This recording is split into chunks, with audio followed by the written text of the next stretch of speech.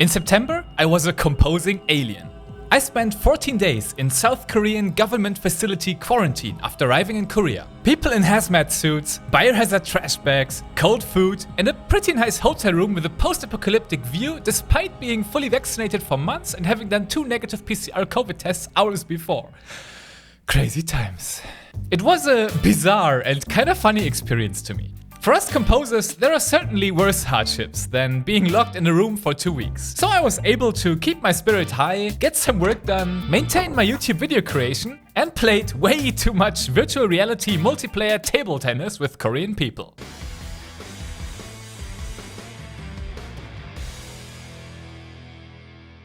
Those 2 early September weeks made me very glad to have a portable composer rig, and my new M1 MacBook Air did a great job. Now I'm a free man again, and I'm enjoying my time in Seoul. This is my little studio for the next months. It has a big window front with a spectacular view onto the streets of Gangnam.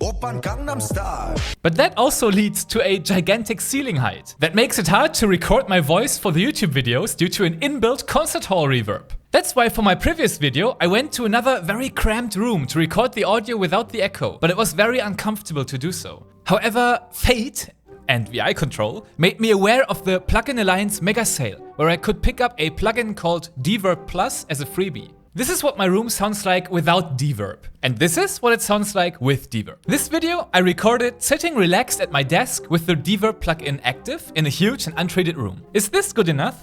Let me know.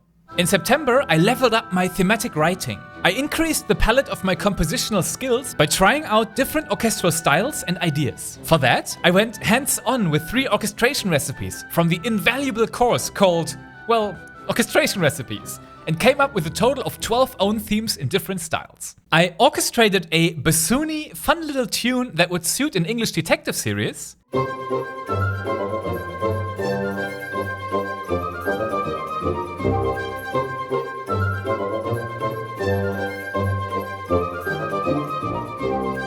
Took the orchestration recipe for a period drama and turned it into a modern JRPG video game style.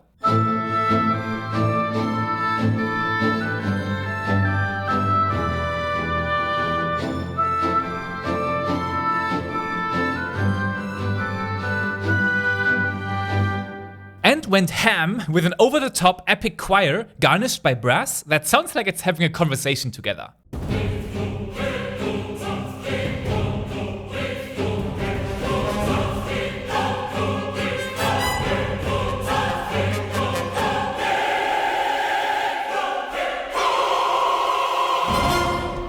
Creating these Let's Orchestrate videos feels very rewarding to me for multiple reasons. It's a great learning experience because I can write music in styles I haven't done before and really internalize these orchestration recipes by exploring them in detail and actively exercising with them. At the same time, this format gives me content I can put on my channel.